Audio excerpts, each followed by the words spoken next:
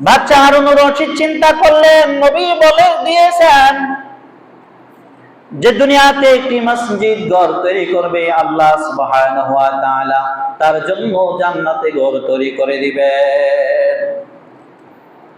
তিনি স্থির করলেন দুনিয়াতে আমার কোনো কিছুর অভাব নাই, বরং জান্নাতে আমার ঘর প্রয়োজন আছে। তিনি ঘোষণা দিয়ে দিলেন, আমি বাদশা হারুনুর রশিদ একা একটা মসজিদ ঘর তৈরি করে দিব। এই মসজিদের মধ্যে কেউ কোনো দান অনুদান সাহায্য সহযোগিতা কিছুই করবে না। এ টু জেড এই মসজিদ করতে যা লাগে আমি দিব, কারণ আমি চাই জান্নাতে আল্লাহ সুবহানাহু ওয়া তাআলা আমাকে একটা ঘর তৈরি করে দিন। সুবহানাল্লাহ। মসজিদ তৈরি হয়ে গেল, মসজিদ উদ্বোধন হয়ে গেল। বাদশা হারুনুর রশিদের সাথে আল্লাহর অনেক ভালো একটা সম্পর্ক ছিল।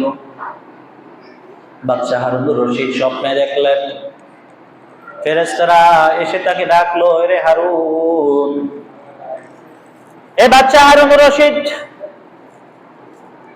তুমি জান্নাতে আল্লাহ যেন তোমাকে একটা ঘর তৈরি করে দেয়, এই জন্য দুনিয়াতে তুমি একটা মসজিদ ঘর তৈরি করে দিলাম।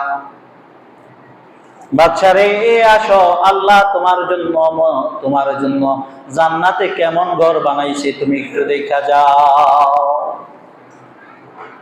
স্বপ্নের মধ্যে বাদশা হারুনুর রশিদ হাঁটতে হাঁটতে গেলেন, গিয়ে দেখলেন বিশাল একটা জান্নাতি ঘর, যে ঘরটা আল্লাহ সুবহানাহু ওয়া তাআলা বাদশা হারুনুর রশিদের জন্য তৈরি করলেন। সে ঘরের উপর লেখা ছিল মসজিদ তৈরি করার কারণে বাদশা হারুনের জন্য নির্ধারিত এই ঘর। বলি সুবহানাল্লাহ। তিনি সেই ঘরটা ঘুরে ঘুরে দেখলেন। ঘুরে ঘুরে দেখার পর সে ঘর থেকে যখন বের হলেন, তার পাশেই দেখলেন আরো সুন্দর সেই ঘরের মধ্যে আরেকটা হুবহু ঘর পাশেই রয়েছে। বাদশা হারুনুর রশিদ চিন্তা করলেন, আল্লাহ মনে হয় খুশি হইয়া আমার জন্য আরেকটাও ঘর বানিয়ে দিয়েছেন, যাই সেটাও দেখি।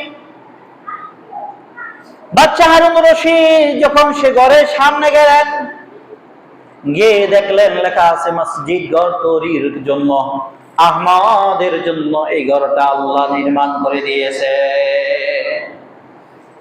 বাদশা হারুনুর রশিদ চিন্তা করলো, আল্লাহ মনে হয় আমার জন্য বানাইছে, কিন্তু লেখা তো আহমদের নাম। বাদশা হারুনুর রশিদ চিন্তা করলেন, আমি একটু ভিতরে যাইয়া দেখি।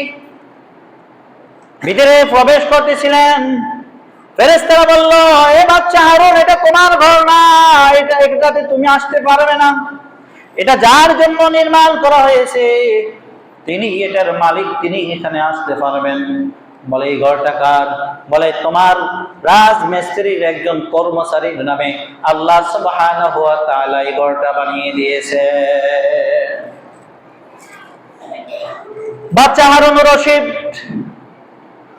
ওই মসজিদ ঘর নির্মাণে যত শ্রমিক ছিল সবাইকে দাওয়াত দিলেন, আপ্যায়ন করালেন। আপ্যায়ন করার পরে তিনি জিজ্ঞাসা করলেন, রে তোমাদের মধ্যে আহমদ কানা? একজন হাত উঠাইল, বাদশা আমার নাম আহমদ। বলে এদিকে আসো। আসলো, রে আহমদ, তুমি কি করছ? আমি নিজে আল্লাহ সুবহানাহু ওয়া তাআলার পক্ষ থেকে একখানা জান্নাতে ঘর পাওয়ার জন্য দুনিয়াতে মসজিদ ঘর তৈরি করলাম। আল্লাহ আমার স্বপ্নে সেই ঘরটা দেখাইলো। আল্লাহ সুবহানাহু ওয়া তাআলা আমাকে স্বপ্নে সেই ঘরটা দেখাইলো। আহমদ রে, তুমি কি কাজ করলা যে তোমার নামে একখানা ঘর নির্মাণ হয়েছে? বলি সুবহানাল্লাহ। আহমদ বলল, বাদশা জাহাপনা, আমার শক্তি সামর্থ্য কিছুই নাই, বরং আমি দেওয়ার মতো কিছুই ছিল না।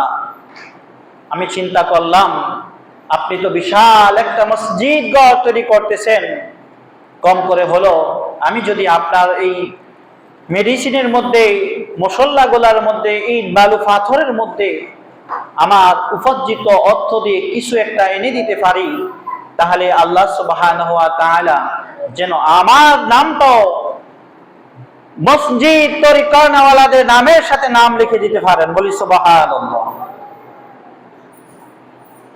বাচ্চা হারুন রশিদ ওই আহমদকে ডাক দিলেন এবং কোলে জড়িয়ে দিয়ে বললেন, আল্লাহ সুবহানাহু ওয়া তাআলা তোমার এই দানকে কবুল করে নিয়েছেন। তোমার এই দানকে কবুল করে নিয়ে আল্লাহ সুবহানাহু ওয়া তাআলা তোমার জন্য জান্নাতে একখানা ঘর তৈরি করে দিয়েছেন। বলি সুবহানাল্লাহ।